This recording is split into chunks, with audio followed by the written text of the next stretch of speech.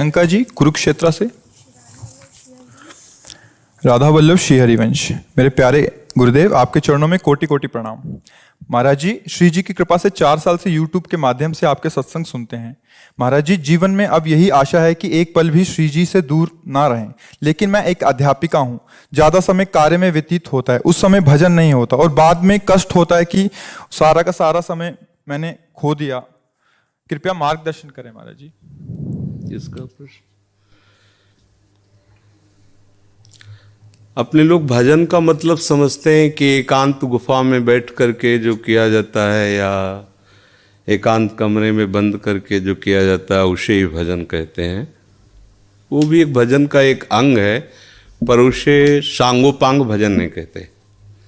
सांगोपांग भजन कहते हैं पहले ये स्वीकार करना है संपूर्ण सृष्टि श्री भगवान की है, इसे आस्तिकता कहते हैं और ये सत्य वस्तु है। वेद और उपनिषद जिस बात को प्रमाणित करते हैं वही बात प्रमाणित मानी जाती है। भगवान एकोहम बहुश्यामा, मैं एक बहुत रूपों में हो जाऊं, वो बहुत रूपों में खेल रहे हैं। आप उस सृष्टि में भेजे गए हैं अलग अलग सेवाओं के लिए। कोई डॉक्टर है, कोई मास्टर है, विविध प्रकार के अभिनय करके हमको अपने स्वामी से इनाम लेना है। किसी को वैरागी का अनुभव एक अभिनय है, किसी का रागी का अभिनय है, लेकिन सबका एक अब स्वांग दिया गया है। अपने स्वांग को ठीक से निभा लो तो इस माया प्रपंच से मुक्त हो जाओगे, इनाम मिलेगा। अगर तुम मास्टर हो तो बच्चे में भगवत भावना करके और शिक्षा रूपी भजन उसको दीजिए। जो जिस क्लास की शिक्षा, ईमानदारी से आपके अंदर यही हो कि हे प्रभु, आप बालक रूप से हमारे सामने आए हो, मैं आपको शिक्षक रूप से शिक्षा दूंगी। और उस समय यदि भगवत भाव रहा तो आपने जितने घंटे बालकों को पढ़ाया वो भजन ही है, उससे बिलक नहीं। एक युद्ध क्षेत्र में खड़ा हुआ सूरवीर सामने के सैनिकों की गर्दन उतारता है अपने देश रक्षा के लिए, उसका वो भजन ही है, भजन से कम नहीं है, क्योंकि अपने धर्म के लिए वो युद्ध में वार कर रहा है। अधर्म से किया हुआ हर कार्य निष्फल है और धर्म के लिए किया हुआ हर कार्य भजन है, क्योंकि सृष्टि भगवान की है। अगर एक केवल मान लिया जाएगा कि माला चलाना इतना ही भजन है तो वो भजन के सर्वरूप को नहीं जानता है। अगर ऐसा ही हो तो अर्जुन जी कह रहे हैं श्री भगवान से कि मैं संन्यास लेकर के विरक्त होकर मांग कर खाऊंगा, पर मैं युद्ध नहीं करूंगा क्योंकि इसमें हिंसा होती है। और श्री भगवान कह रहे हैं कि नहीं, तुझे युद्ध करना ही होगा। मां मुनिस्मर युद्ध च, मेरा स्मरण करते हुए तुझे युद्ध करना होगा। तो हमें ये बात समझनी कि हमको जो स्वांग मिला उसमें हम बेईमानी न करें। अगर आप डॉक्टर हैं तो मरीज रूपी भगवान की सर्वतोभावेन सेवा, आपको जो स्वांग मिला है आप उसमें बेईमानी मत कीजिए, सत्यता से चलिए, वही आपका भजन बन जाएगा, उसी से भगवान प्रसन्न हो जाएंगे। पर ये स्मृति रहे कि मैं किसका कार्य कर रहा हूं, बस अगर ये स्मृति चली गई तो अहंकार आ जाएगा। मैं अभिनय में श्रेष्ठ हूं, मैं अमुक श्रेष्ठ, मैं विद्वान हूं, मैं ज्ञानी हूं, मैं महात्मा हूं, मैं भक्त हूं, मैं भजन आनंदी हूं। किसी भी बात का अभिमान आ जाना उपासना की वृत्ति का नाश हो जाना है। एक छोटा सा भी कार्य आपको भगवत प्राप्ति करा सकता है, उस कार्य का उद्देश्य बदल जाए। बस हम समझते हैं माला जपना ही केवल भजन। बात सुन, एक आदमी बहुत हिंसा प्रवृत्ति का था, चोर था और हिंसा में उसको सुख मिलता था। जैसे अलग अलग, वो इतना तमोगुणी था, जब किसी को काटता और तड़पता तो उसे सुख मिलता था। सैकड़ों हजारों को ऐसे काटता था। एक दिन एक महात्मा उसकी मार्ग से जा रहे थे, मिल गए, उसने उनको भी वैसे ही प्रताड़ित करना चाहा। तो भगवत प्राप्त महात्मा थे, उन्होंने कहा कि बच्चा, इससे तुमको क्या मिलता है? तो संतों के दर्शन से, संभाषण से अंतःकरण की मलिनता का नाश होता है। यदि अभिमान त्याग कर संतों के पास जाया जाए तो एक एक कदम यज्ञ के समान होता है। संत दरस को चालिए तज माया अभिमान। जो भगवान में वास्तविक रमण करने वाले महापुरुष हैं, उनका प्रभाव होता है। उस पापात्मा जीव की हिम्मत नहीं हो रही थी उनकी तरफ देखने की। उनका बेटा तुम ये सब क्यों करते हो? तो उन्होंने कहा सुख के लिए करता हूँ, संपत्ति छीनता हूँ, मारता हूँ। इसे बोले अभी तुम सुख की पहचान ही नहीं जानते हो, किसे सुख कहते हैं? तो उनका फिर मुझे बताइए आप सुख किसे कहते हैं? तो बोले हमारी बात तुम्हें तभी समझ में आएगी तब तुम निष्पाप हो गए, क्योंकि पापवंत कर सहज स्वभाव भजन मोहिते ही भावन। बोले महाराज क्या करूं जिससे मैं निष्पाप हो जाऊं? तो उनका हमारे भारत में पवित्र देश है, उनमें आप भ्रमण करो, अवगाहन करो, तुम पवित्र हो जाओगे। निष्पाप करने के लिए हमारे बहुत से तीर्थ हैं भारत में, तीर्थपाद प्रभु ने उनको प्रकट किया है।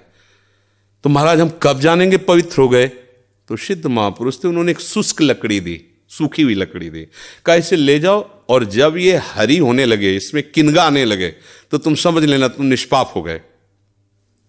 चला गुरु को प्रणाम करके 10 किलोमीटर चला हुआ, शाम हुई, एक वृक्ष बड़ा था उसके नीचे रुका। गांव में रहने का स्वभाव उसका नहीं था, और उसमें 4-5 चोर बैठे हुए थे, और वो नीचे जड़ में ऐसे जाके बैठ गया। रात्रि व्यतीत हो तो तीर्थयाटन को जाएंगे।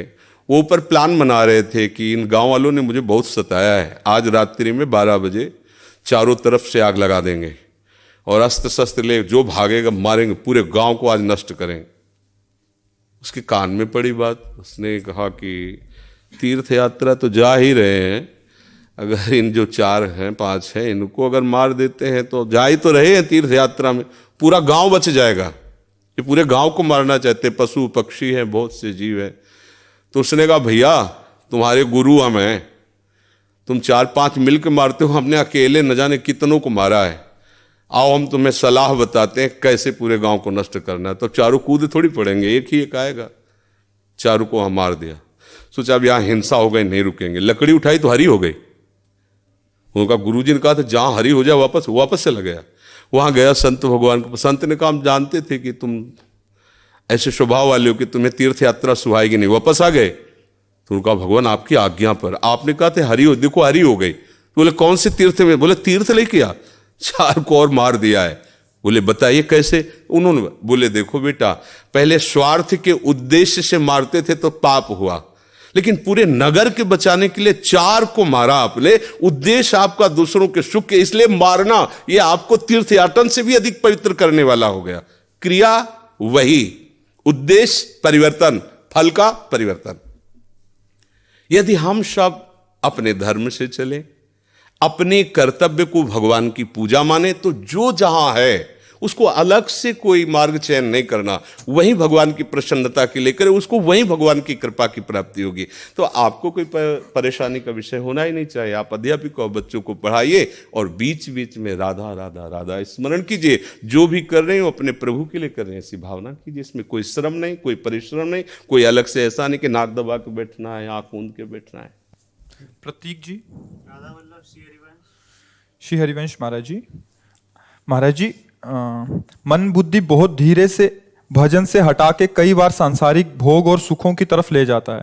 इससे जितना श्री जी में लगाना का निश्चय आता है उतना मन बाधा उत्पन्न करता है। कृपया मार्गदर्शन कीजिए कैसे हमेशा के लिए इसे अभी हम मन का स्वरूप समझ नहीं पाए, इसलिए हम शिकायत करते हैं मन की। मन बाधा उत्पन्न नहीं करता है, मन को हमने वो पकड़ाया है, वही हमारे सामने पेश करता है। जो चीज हमने अपने मन को नहीं पकड़ाया, जो चीज विषय हमने नहीं भोगा, वो मन हमारे सामने नहीं प्रस्तुत करता। हमने गंदी बातें पकड़ाई हैं, गंदी क्रियाएं पकड़ाई हैं, गंदे दृश्य देखे हैं, गंदा चिंतन करवाया है मन से, तो वही वो बातें पकड़े हुए हैं। अब आप सत्य चिंतन की तरफ जाओगे तो जो पहला उसे डिलीट करना होगा ना, जो पहला उसे मिटाना होगा। ये जो नाम है, ये जो मंत्र है, ये उसको डिलीट करता है। तो जब कोई साधक भजन में बैठता है तो उस समय उसकी गंदी बातें सामने आती हैं, वो उसमें नई नहीं आ रही, जो उसमें भरी हुई है मन में, वो नाम निकाल रहा है। तभी तो मन निर्मल होता है भजन करते करते। अब उसकी प्रेरणा से आप कोई नया पाप कर्म न करें। जैसे अंदर कोई गंदी बात आ रही, आप धैर्यपूर्वक नाम जपते रहिए और विचार कीजिए जा रही है। दूसरी बात, मन वहां जाता है जहां जहां हमने अपनी प्रीता रख रखी है। हमारा मन मांस में कभी नहीं जाएगा, क्योंकि कभी उस मदिरा में कभी नहीं जाएगा, नहीं जाएगा, क्योंकि उसकी मान्यता हमारे अंदर, उसके अंदर कोई भाव हमारा अंदर नहीं बैठा है। अगर हमारे अंदर जो जो विषयों ने भाव बैठा, हमारा मन वहीं जाता है। सच्ची बात समझो, बिना कनेक्शन के बिजली नहीं जाती। ऐसे ही जब तक आपने संबंध विषय वस्तु पदार्थ से नहीं बना, तब तक आपका मन नहीं जाएगा। तो देखो, डरना नहीं है, घबराना नहीं है, मन जहां जहां जाए बार बार वहां से हटा के अपने लक्ष्य में लगाना है। हमारी विजय होगी, क्योंकि हमारा मार्ग सत्य है और हम भगवान के जन हैं। पर देखो, धोखेबाजी पाखंड नाटक नहीं करना चाहिए इस मार्ग में। हम ये कहते हैं कि तुम्हें विषय सेवन करना है, तुम्हें स्त्री शरीर प्यारा है, या तुम स्त्री शरीर साधो को पुरुष शरीर प्यारा, तो नाटक करने की, बाबा जी बनने की जरूरत नहीं। ब्याह करो, जाके आराम से धर्म से चलो और भगवान को प्राप्त हो। गंदी बातें, बेविचार, धर्म विरुद्ध आचरण करना, ऊपर से कुछ और दिखाना, या हमारे प्रभु को पसंद नहीं। मोह कपट छल छिद्र न भावा, हमारी योग्यता नहीं इस मार्ग में चलने पे। इसलिए भगवान से प्रार्थना करो कि हम नहीं चल सकते, तो आप जिस मार्ग के पथिक बनना चाहते हो बनो, लेकिन सच्चाई से चलो, तो वहीं तुम्हें भगवान की प्राप्ति हो जाएगी। हमारा मन वहीं जाता है जहां हमने सुख बुद्धि कर रखी है। अगर भगवान में सुख बुद्धि हो जाएगी तो हट नहीं सकता। सा वही मना कृष्ण पदार विंदयो, आपका मन प्रभु में लग जाएगा। बोलो, हम जब किसी फिल्म को पसंद करते हैं, उसको बैठ के देखते हैं, 3 घंटे में किसका मन कहां जाता है? बोलो, कहां जाता है? कोई अगर बता दे कि 3 घंटे मेरा मन, अगर आपने पसंद किया है उसे तो, और आप जब देखेंगे तो आप 3 घंटे समाधि में रहेंगे, दुनिया का पता नहीं रहेगा। ऐसा क्यों हुआ? वो एक झूठा रचा हुआ नाटक था, एक झूठा दृश्य अभिनय किया गया था, लेकिन मेरी पसंद है तो मैं 3 घंटे बिल्कुल अपने मन को कहीं नहीं जाने दिया, और भजन में बैठते हो मन भागता है। क्यों? क्योंकि पसंद नहीं है हमारी। हम करना चाहते पर पसंद नहीं है। आप देख लीजिए ना, कोई भी आप सीन देख लीजिए, कोई भी आप विषय देख लीजिए, जिसमें आपको पसंद है वही मन पकड़ लेगा। तो भाई मन की क्या गलती? मन को लोग गाली देते रहते हैं, मन बड़ा गंदा है। आपने जहां उसे खड़ा किया वो आपका सपोर्टर है। आपने उसे गंदी आदत दे दी, गंदी आदत, अच्छी आदत दे। एक क्षण के लिए भी भगवान का विस्मरण नहीं हो सकता, गला काटने पर भी। उसको आप पकड़ा के तो देखो नाम। ऐसा होता तो ये जो विश्व में हमारे संत महात्मा है, सब नाटक ही थोड़ी होता है। असली नोट का ही नकली बनाया जाता है, नकली का असली नहीं होता है, असली का ही नकली होता है। तो अगर कोई पाखंड भी करता है तो उसी असलियत का स्वांग करता है, तो असली है ना। जो असली है, एक क्षण के लिए भी भगवान का स्मरण कभी टलता नहीं है। सोते जागते, उठते बैठते, चलते फिरते सच्चिदानंद भगवान उसके स्वभाव में, उसके जागृत स्वप्न इस स्फुरत में, चाहे स्वप्न में हो चाहे जागृत में हो, स्फुरत हर समय प्रभु का स्मरण। ऐसा क्यों हुआ? उसने अभ्यास किया है। आंख लगा के हम निशाना नहीं लगा सकते, क्यों? अभ्यास नहीं। और ऐसे भी है, ऐसे मार देंगे, क्यों? अभ्यास। ऐसे आपने भजन का अभ्यास नहीं किया, पूर्व मन में विषयों किया, तो देखो आंख मूंदते, आंख खोलते विषय चिंतन होता है, भगवत चिंतन नहीं। तो घबराने की जरूरत नहीं, गलत अभ्यास को अच्छे अभ्यास से मिटा देना है। कोई बड़ी बात नहीं, हम भगवान के अंश हैं, उनके बच्चे, हम कुछ भी कर सकते हैं। आप ये बात सब लोग बैठा लीजिए, कोई आकाश से पैदा नहीं होता, सब उसी जीव स्वरूप से आते हैं, ईश्वर के अंश, सब कुछ कर सकते हो। जब नारायण नर बन सकता है तो नर नारायण बनने में कोई संशय नहीं। आप चलो तो, पर आप भजन न करो, विषय सेवन करो तो बात अलग हो जाएगी। इसलिए सब नाम जप करो, गंदे आचरण मत करो, जिससे दूसरों का अहित और दुख होता है ऐसे ना बात करो, ना ऐसी चेष्टा करो। भगवान कृपा करेंगे, आप सदैव सुखी रहोगे, आनंदित रहोगे। प्रिय सखी, गुरुदेव भगवान के चरणों में कोटि कोटि नमन। गुरुदेव भगवान, इस शरीर से काम वासना खत्म हो गई है, पति को काम वासना बहुत है, क्या करूं, मार्गदर्शन करें। पति के अनुकूल चलना चाहिए। जब 2 पाणी ग्रहण करते हैं, पति और पत्नी, तो एक दूसरे को सहयोग करके मित्र भाव से चलाना चाहिए। हमें अपनी रुचि दूसरे पर नहीं थोपनी चाहिए, बात ध्यान रखना चाहिए। हम दोनों एक मार्ग के साथी हैं, तो हमको चाहिए कि हमें अपनी रुचि उसके अनुकूल करनी चाहिए, उसको चाहिए कि हम अपनी रुचि को एक दूसरे के अनुकूल कर ले। अगर आपकी रुचि नहीं है तो पति को मनाइए और अपनी रुचि में उसको अनुकूल कीजिए। अगर वो अनुकूल नहीं होता तो आप कोशिश कीजिए कि आपकी वृत्ति के कारण कहीं वो व्यभिचार में ना उतर जाए, गंदे मार्ग में न जाए। उसका साथ दो, आप उसके साथी हो। आपका ब्रह्मचर्य उतना महान नहीं होगा जितना पति की आराधना महान होगी। पति को एक मित्र है, मान लो हम कह रहे हो वो पति परमेश्वर होता है, ऐसा मत मानिए। तो एक मित्र है, हम दोनों मिलकर के संसार मार्ग में चलना, तो हमारी रुचि ही पूरी थोड़ी होती है, दोनों की रुचि मिलनी चाहिए। अगर दोनों रुचि, दोनों ब्रह्मचारी रहो। अगर एक की रुचि नहीं तो दूसरे को सपोर्ट करना चाहिए कि कहीं वो लड़खड़ा के गिर न जाए, उसका मार्ग न भ्रष्ट हो जाए। हम ये देखते हैं कि 4 दिन बाद पति पत्नी ऐसे तलाक, ये क्या है क्या? सिर्फ अपनी रुचि का पोषण नहीं होना चाहिए। अगर हम 2 मिलते हैं, दोनों मित्र बनते हैं, तो एक दूसरे की रुचि का आदर करें, एक दूसरे की रुचि का सहयोग करें, तभी तो जीवन यात्रा चलेगी। नहीं तो कब ऐसे नहीं चलेगा। आप ब्रह्मचारी बन के बैठो और वो व्यभिचार में प्रवृत्त हो जाए, तो आपने पानी ग्रहण किया था, ये आपकी मित्रता नहीं सही रही।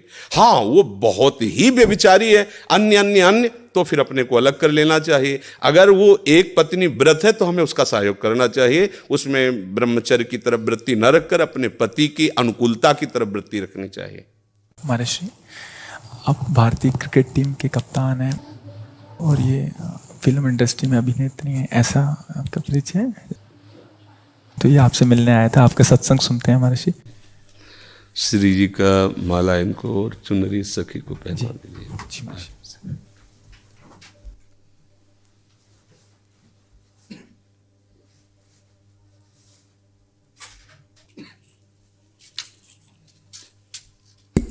हाँ, सखी को पहना दीजिए। ये माला हमारी श्री जी की प्रसादी। देखो, एक कोई छोटी माला श्री जी की प्रसादी इस बच्चे को पहना दो। हाँ, बच्चा है, बड़ा माला नहीं।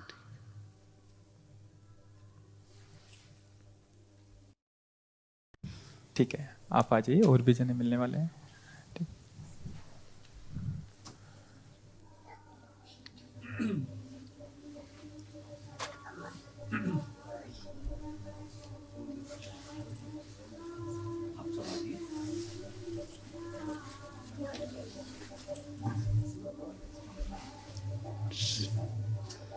जय जय श्री